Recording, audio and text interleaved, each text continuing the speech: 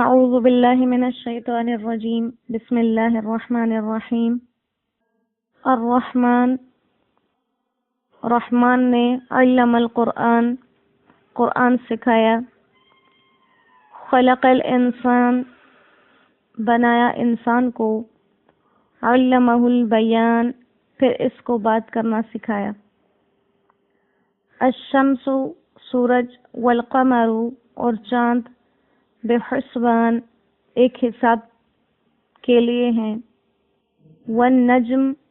اور جھاڑ والے پودے، بغیر تنے کے پودے،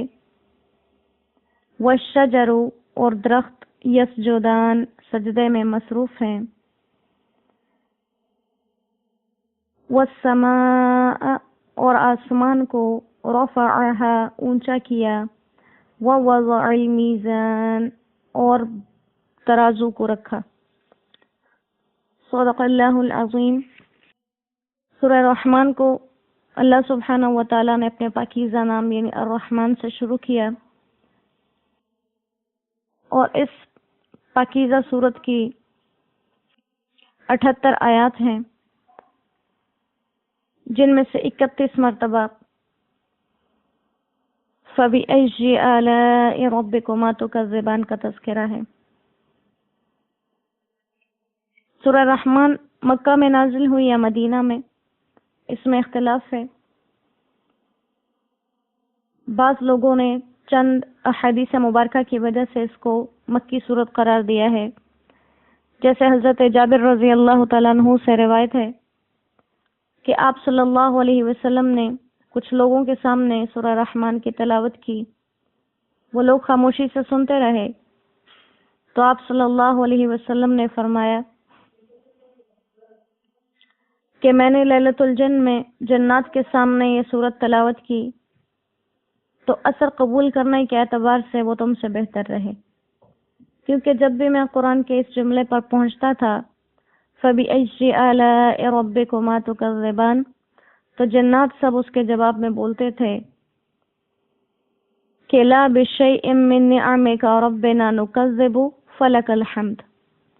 اے ہمارے پروردگار، ہم آپ کی کسی بھی نعمت کی تکذیب اور ناشکری نہیں کریں گے، آپ ہی کے لیے حمد ہے۔ تو چونکہ یہ لیلۃ الجن کا واقعہ جن احادیث مبارکہ میں آتا ہے وہ مکہ مکرمہ میں تھی، تو اس کی وجہ سے بعض حضرات نے اس کو مکی صورت کہا ہے، اور اسی طرح کچھ اور احادیث مبارکہ بھی ہیں جن سے اس صورت کا مکہ میں نازل ہونا ثابت ہوتا ہے۔ اور ایک بہت ہی دلچسپ بات ہے سورہ رحمان کے بارے میں، اس کی پہلی 4 آیات مبارکہ ہیں، الرحمن علم القرآن خلق الانسان علمہ البیان، یعنی ایک ربط ہے الف اور نون پہ ختم ہونے کا، اور جو حدیث مبارکہ ہم روزانہ بیان کرتے ہیں اس کے راوی ہیں عثمان بن عفان، خیرکم من تعلم القرآن وعلمہ، اس کو روایت کرنے والے۔ تو کتنا خوبصورت ایک ربط ہے اس کے ساتھ کہ جنہوں نے اس حدیث مبارکوں کو بیان کیا ان کے نام میں بھی الف اور نون ہی کا تکرار موجود ہے کہ الرحمن علم القرآن خلق الانسان علمہ البیان، اور حضرت عثمان بن عفان سے روایت ہے کہ خیرکم من تعلم القرآن، تم میں سے بہتر وہ ہے جو قرآن کو سیکھے اور سکھائے۔ تو یہاں پر اللہ تعالیٰ کی صفت رحمان کو کیوں ذکر کیا، اس کے اوپر بھی ایک سوال آ سکتا ہے کہ اللہ کے ناموں میں سے رحمان کو کیوں ذکر کیا گیا۔ تو اس کی بنیادی وجہ مفسرین یہ بیان کرتے ہیں کہ عرب کے جو مشرک لوگ تھے وہ اللہ کے ناموں میں سے رحمان سے واقف نہیں تھے، تو وہ ہمیشہ پوچھا کرتے تھے کہ وہ مر رحمان، رحمان کیا ہے، رحمان کیا ہے۔ تو ان لوگوں کو واقف کرنے کے لیے اللہ سبحانہ و تعالیٰ کا یہ نام ذکر کیا۔ دوسری وجہ یہ ہے کہ آگے جو کام ذکر کیا گیا یعنی علم القرآن، تعلیم قرآن کا، اس کے بتانے کا مقصد یہ ہے کہ یہ جو اللہ نے قرآن سکھا دیا یہ خاص اس کی رحمت کا تقاضا ہے، ورنہ اس کے ذمے کوئی کام واجب اور ضروری نہیں ہے جس کے بارے میں اللہ سے سوال کیا جا سکے۔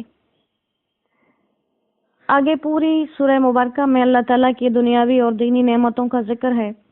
جس میں سب سے بڑی نعمت یعنی تعلیم قرآن کو ذکر کیا سب سے پہلے، کیونکہ قرآن ایک ایسی نعمت ہے جس پہ انسان کی معاش، اس کے آخرت کے معاملات، اس کی دین اور دنیا دونوں کی خیریتیں اور برکتیں جمع کر دی گئی ہیں۔ تو جن لوگوں نے قرآن کریم کو حاصل کیا، اس کے حق کو ادا کیا، جیسے سب سے پہلے صحابہ کرام رضوان اللہ علیہم اجمعین نے، تو اللہ تعالیٰ نے آخرت میں بھی ان کے درجات بلند کیے اور دنیا میں بھی ان کو ایسی نعمتیں اور ایسے مقام عطا کیے جو آج تک بڑے بڑے بادشاہوں کو حاصل نہیں ہوئے۔ اور پھر اس کے بعد کہ انسان کو قرآن کی نعمت دی اور قرآن کی نعمت کو مقدم کیا، پہلے قرآن کا ذکر کیا پھر انسان کا ذکر آیا۔ حالانکہ انسان ہوتا تو قرآن سیکھتا، لیکن قرآن کو پہلے ذکر کرنے کا مقصد ہی یہ ہے کہ ایک ایسی خاص کتاب ہے جو ہر کسی کو نہیں دی جاتی۔ خلق الانسان، انسان کی تخلیق کی، اور انسان کی اس تخلیق کے اندر اللہ تعالیٰ نے اس کے سب سے بڑے اور واضح مقصد کو ذکر کیا کہ اس کو صرف قرآن کی تعلیم ہی نہیں دی، بلکہ اس قرآن کی تعلیم کے ساتھ ساتھ پھر علمہ البیان، اس کو آگے بیان کرنے کا ڈھنگ بھی سکھا دیا۔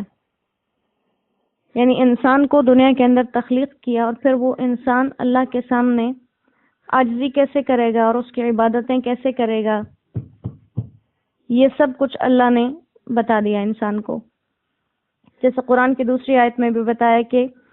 وَمَا خَلَقْتُ الْجِنَّ وَالْإِنسَ إِلَّا لِيَعْبُدُونَ،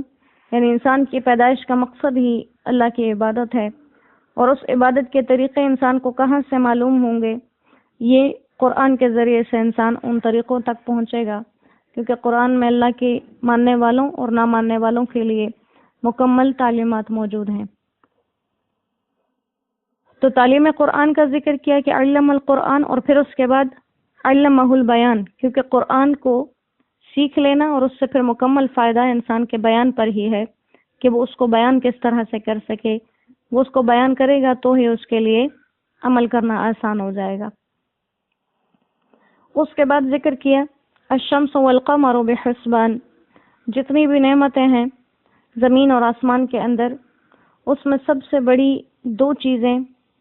دو ستارے، دو سیارے جن کی حرکت پر زمین و آسمان کے نظام کو اللہ نے قائم کیا ہوا ہے، وہ شمس و قمر ہیں، یعنی کہ سورج اور چاند۔ اور مطلب یہ ہے کہ ان دونوں کے لیے ایک حساب ہے،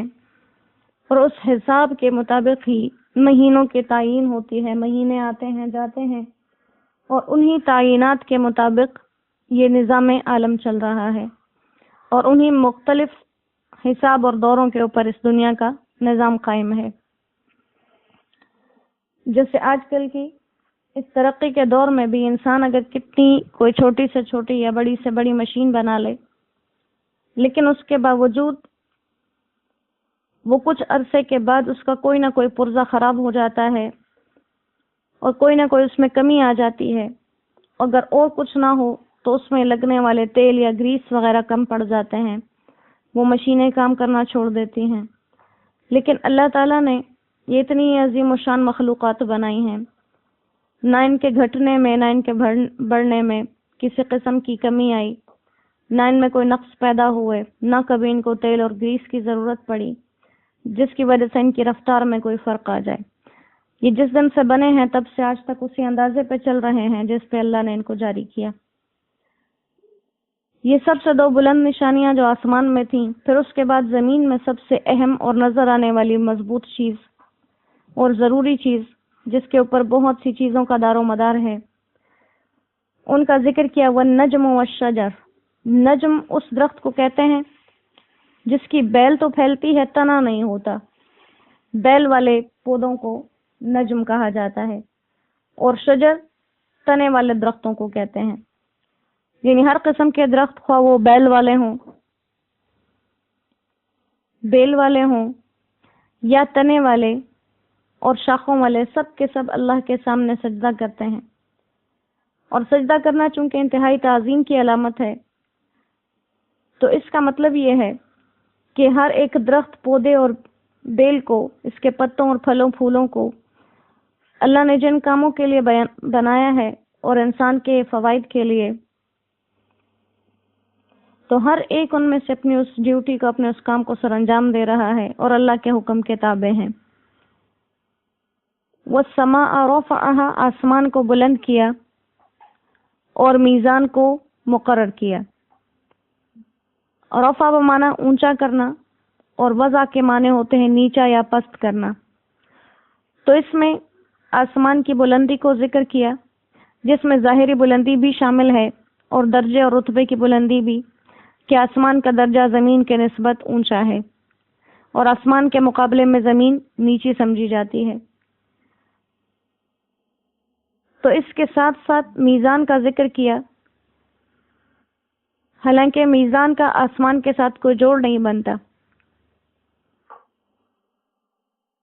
لیکن غور کرنے سے معلوم ہوتا ہے کہ یہاں پر در حقیقت آسمان کے مقابلے میں زمین ہی کو ذکر کرنا تھا، جیسے